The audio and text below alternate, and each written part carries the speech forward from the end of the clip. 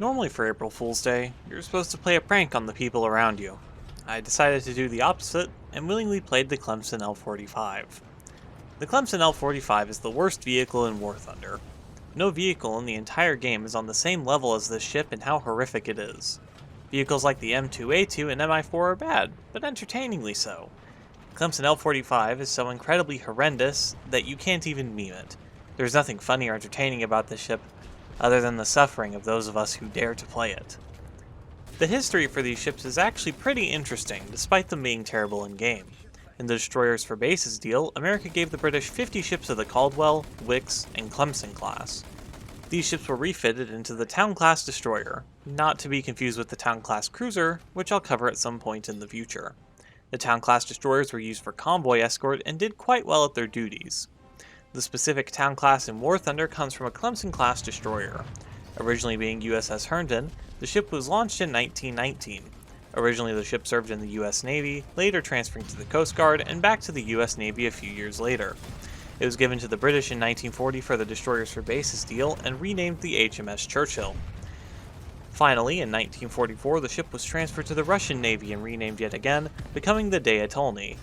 The ship met its fate in 1945, though it's disputed whether it was sunk by a U-boat or an accidental explosion of its own depth charges. The Clemson L45 has a singular 4-inch QF Mark V cannon. That's right, a single one. With only one gun, one would hope it's an effective one. However, the 4-inch QF Mark V cannon has a slow reload of 5 seconds, poor accuracy, and poor damage. The American Clemsons at the same battle rating have 4 of these cannons.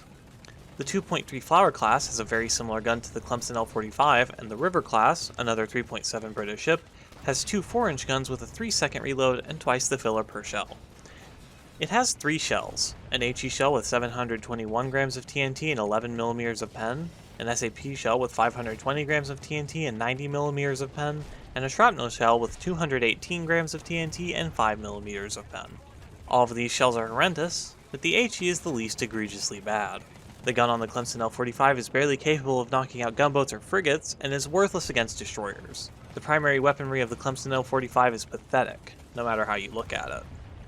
Secondary weaponry is the one section where the Clemson L45 is surprisingly not horrendous.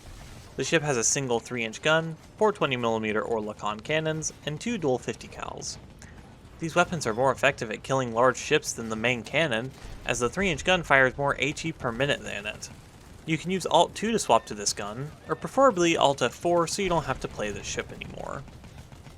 Next is torpedoes. The Clemson L45 has a single rack of 3 torpedoes.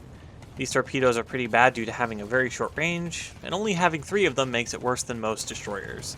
There's not much to say about them, other than saying they're bad. Now, on to survivability.